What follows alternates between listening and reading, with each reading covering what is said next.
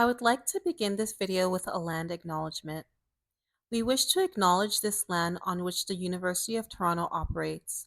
For thousands of years, it has been the traditional land of the Huron, Wendat, the Seneca, and the Mississaugas of the Credit. Today, this meeting place is still the home to many Indigenous people from across Turtle Island, and we are grateful to have the opportunity to work on this land. Nothing I say is necessarily directly affiliated with the University of Toronto. I'm just using the land acknowledgement from my school. Thank you. All right, so this is the final video in the series, and in this video, I'm going to be talking about the logistics of medical school interviews in Canada. And so by far, the most common type of interview that you're going to be getting in Canada is going to be something called a multi-mini interview style of interview. And it's going to usually be delivered virtually, but there might be a chance that there's an in-person one as well, although I haven't heard of it.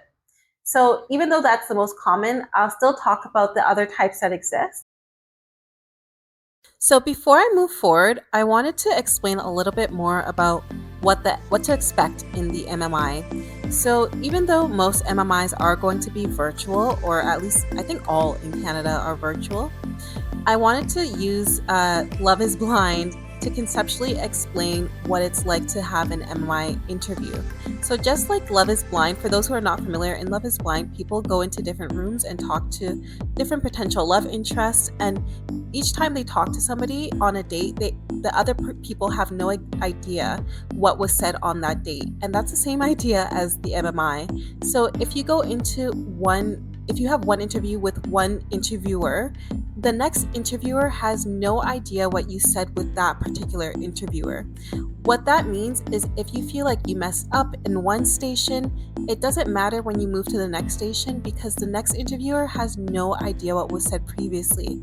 That also means you can continue to repeat the same experiences and use them as examples in different questions.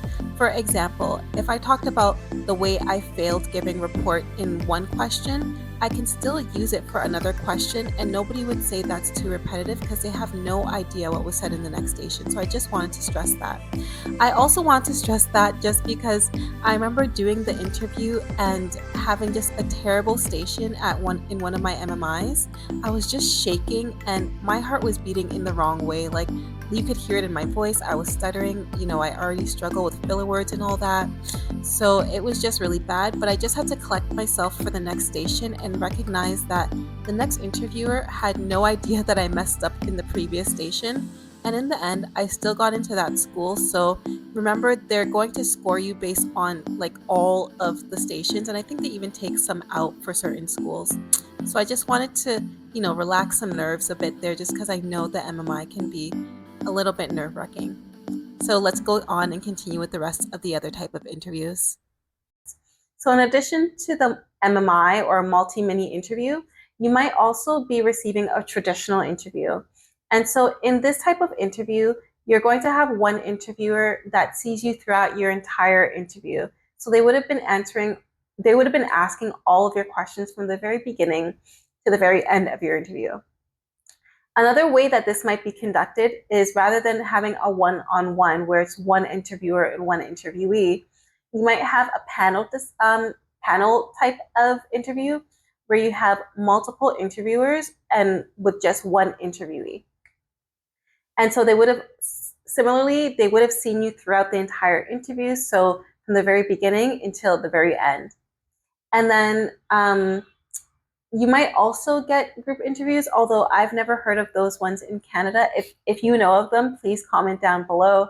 But that might be where you have one or a panel of interviewers that see you throughout the entire interview. But throughout the entire interview, you are with multiple interviewees. So it's multiple or one interviewer with multiple interviewees. But I haven't seen that before. So yeah, those are the other type of possible formats that can happen. However, the most common one is going to be the MMI, and typically it's going to be done virtually. Although there is a chance that there are in-person interviews again. But from what I understand, since COVID-19, basically everything is virtual, which is why there's one tip that I forgot to mention in the first video, which is why you really want to not only practice with other people, but practice with yourself as well. So that means like practicing in like recording yourself just to get a feel for what it's like when nobody is going to be right in front of you. And I'll explain why in just a moment. But basically, even for the MMI virtual, there are two types of MMI virtual interviews that you can have. Either they can be synchronous or asynchronous. If it's synchronous, I will try to like demonstrate what that interface looks like by like showing you if I'm able to, if I'm tech savvy enough to show you. But basically, it's going to be you, and then there's going to be another screen that has the interviewer right there. So I just wanted to show you visually what you should be expecting for your virtual interviews. And so for the most part, I know schools use something like Kira, which is an online platform that is used to conduct virtual interviews. So it typically won't just be a simple like Zoom link or like a Teams link. It's going to be done through a secure platform like Kira. And in this picture, I'm just showing you what it looks like before you start doing your actual interview. So typically you're going to see the question. They'll give you about 2 minutes or however much time the school allots to read that question. In that time, you may be able to write something down, like I said, or you may not be able to write something down. And so after that 2 minutes is up, you're then going to come on to this screen where I think you still should be able to see the question, but at that point, you can see your interviewer as well. And this is in the situation where you're doing a live interview. So you and your interviewer can see each other as you're answering the question. So this is what you should be expecting for most of your live MMI style interviews.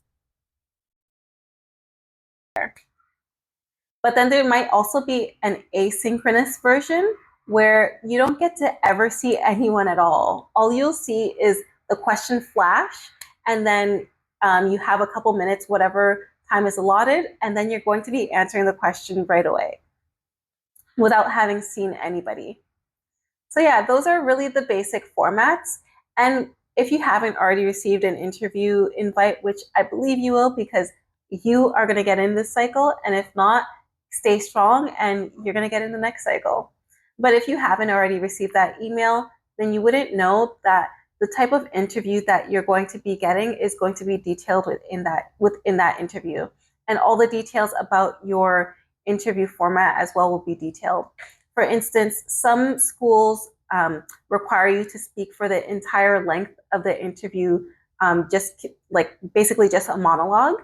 So they'll give you a question and they expect you to like talk about the question from beginning to end. Whereas there's other schools that are going to want to have follow-up questions.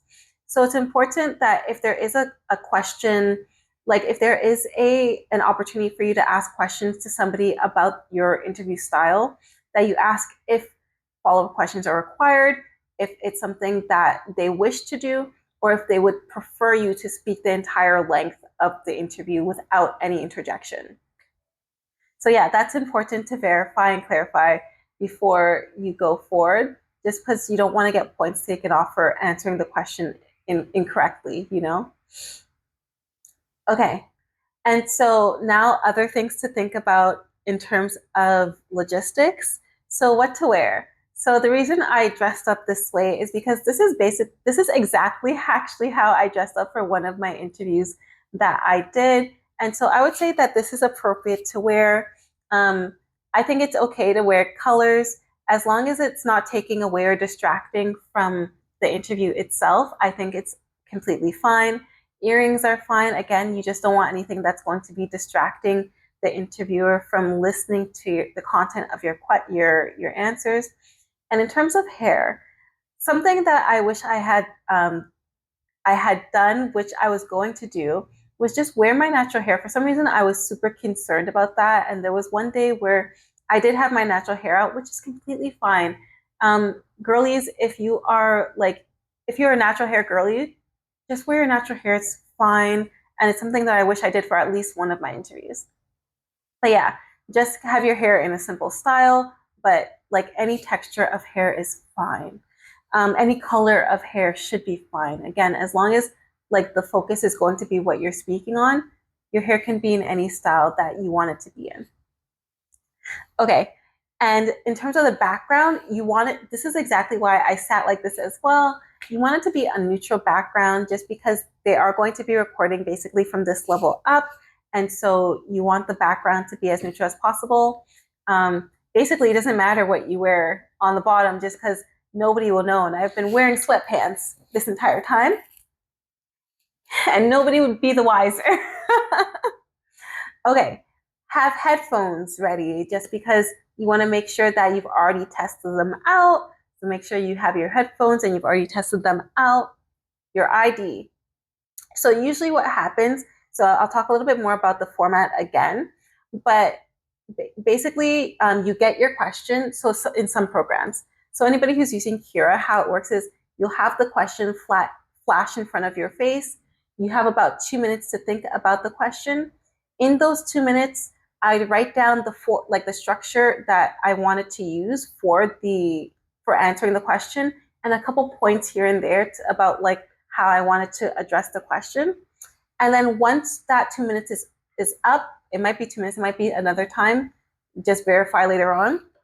Once that 2 minutes is up, you're going to get the camera basically just like, I guess like it's going to go to the next screen where you can see the interviewer if it is a synchronous interview. So right away, I would tape your ID because you're going to have flash your ID. I would tape my ID to whatever identification number that they provide for you and your name. And I would just already have the camera starting like this. So you're not wasting time flashing your identification while you're answering the question. Just because if you do it that way, you're not taking away from time that you can use to answer the question, just because it does feel like a short amount of time once you're actually doing it. So I would do that, like literally tape them together, ready to go. Okay, this is your ID, this is your identification number, and you just start talking about your answer. Okay, I think that is really it. I can't really think of anything else. I just know how nerve-wracking it can be. This is why I really wanted to do these videos. Just chill. I was super nervous. There was one interview I remember just like shivering throughout, and I still got in.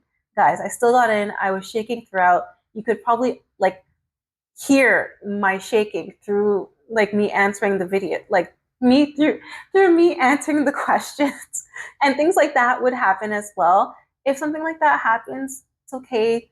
Just collect yourself, breathe, take a moment, and get back to answering the question. Also, if ever throughout the interview you do need to take some time, it's always fine to say, let me think about that for a moment, or I need to take some time to think about that. That's completely fine for there to be a bit of silence while you think. The interviewer knows that like it's a nerve-wracking situation, so of course you can have some time to think. I just hope that this all goes well for you. I hope that all these videos were helpful, and if this helps you to get into medical school, I would love to hear your acceptance stories. So you better come back and comment. If you use any of these videos, you better come back and comment about your success story.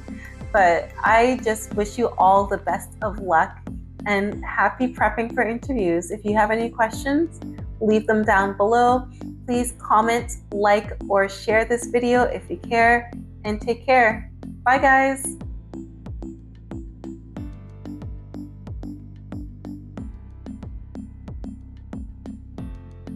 Before I end the video, I wanted to take the time to shout out a couple people that helped me out through my journey, especially while I was interviewing. So big shout out to all my mentors for all their support and taking the time out of their day. Now that I've been a mentor, I know that it does truly take some time out of your day to try to commit to your mentees. So thank you so much. Thank you to the community of support through my school that offered me free resources and connected me with my mentors to begin with. Big shout out to my friends and my family for their support as well. And of course, a big shout out to the peers that I practice with Some of them are the reason that I probably got into this school, just because they were able to share with me so many of the resources that I'm sharing with you in this video, such as even being aware of something like a CPSO or the Royal College. So thank you so much to them for sharing all the knowledge they had, even though technically we were kind of competing against each other. So thank you so much. And I just hope that anybody watching this video finds this video as helpful as my peers were to me. All the best. Bye.